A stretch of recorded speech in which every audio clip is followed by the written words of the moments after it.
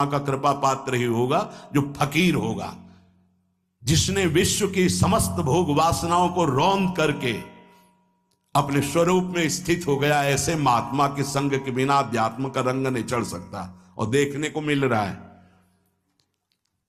जब तक हमें अध्यात्म का परिचय नहीं है तब तक कहीं भी हम राजी हो जाते हैं। अरे राजी होने को तो टाकीज के सामने देखो जाके, हजारों की भीड़ लगती, लाइन में खड़े होते हैं, पैसा देते हैं और क्या देखने जाते हैं? झूठा तमाशा। उनको आप क्या कहोगे? ज्ञानी कहोगे? सत्संगी कहोगे? भीड़ का इकट्ठा हो जाना कोई अध्यात्म का चमत्कार नहीं होता। तो अध्यात्म का चमत्कार तो अंतर की वृत्ति का परिवर्तन हो जाना होता है। नहीं तो अगर एक नृत्य करने लगे ना तो हजारों उसको देखने खड़े हो जाते हैं। फिर 14 संगीत बज रहे हैं, फिर इसके बाद अगर हजारों ये बैठे मनोरंजन कर रहे हैं तो इनका कोई महत्व तो नहीं। अगर एक महात्मा कह देता है कि तुम वास्तविक भगवत मार्ग के पथिक हो तो धन्य हो गया जीवन, और 1 करोड़ लोग कह दें कि परमार्थ का पथिक है तो मान्यता नहीं मानी जाएगी। ये अध्यात्म है, अध्यात्म। इसीलिए कह रहे हैं कि सांसारिक पुरुषों की संगोष्ठी में रति न करे। तीसरी, अपनी जब कोई निंदा करे तो उसका भला जरूर मना देना, बुरा मत मना देना, नहीं तो अध्यात्म छूट जाएगा। अपने पास सामर्थ्य होने पर नीचापमानम सुधा, वो नीच है, हम उस पर शासन कर सकते हैं, पर उसके द्वारा किए हुए अपमान को सह गए और अंदर से मनाया, भगवान तुम्हें सुखी रखे, स्वस्थ रहो, और कभी भी हम आपका विरोध नहीं करेंगे। जब अवसर मिले तब फिर हमारी निंदा करना, भगवान तुम्हें स्वस्थ रखे, तुम्हारा कभी अमंगल न हो। ध्यान रखना अध्यात्म। चौथा, अपने मुख से कभी किसी की निंदा ना करना। निंदा व्यक्तिगत नाम लेकर के की जाती है, सिद्धांत सार्वभौम वर्णन होता है। जैसे यहां हम कह रहे हैं, वो निंदा सिद्धांत के विपरीत आचरण में जो चलते हैं उनकी है। कौन है? नाम नहीं है, रूप नहीं है।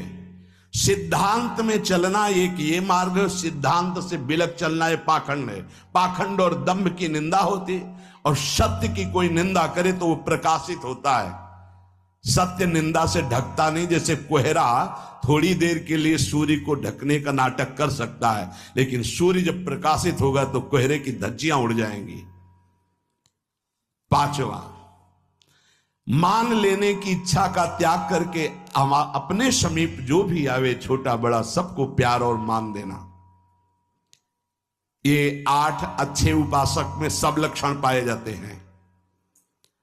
दूसरों को मान देने का स्वभाव रखना, चाहे छोटा बच्चा ही क्यों न हो।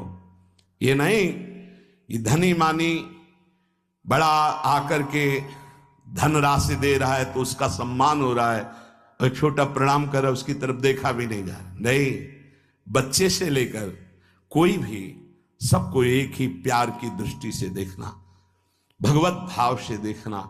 अपने को मान रहित और दूसरों को मान देने का स्वभाव बना देना। छठवां, अपनी इंद्रियों को सदाचार परायण रखना।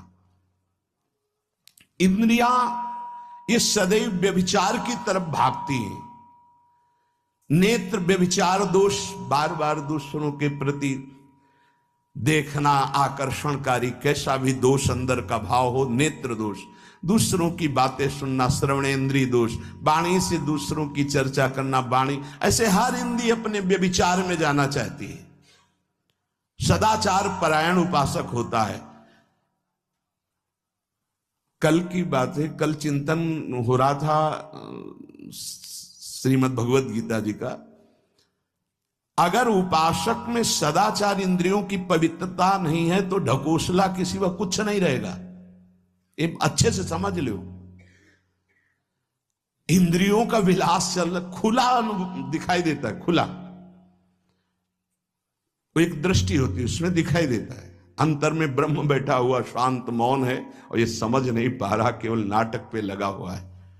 अपना मन, अपनी इंद्रियां यदि संयम में नहीं है, सदाचार में नहीं है तो ढकोसला ही है, आडंबर ही है।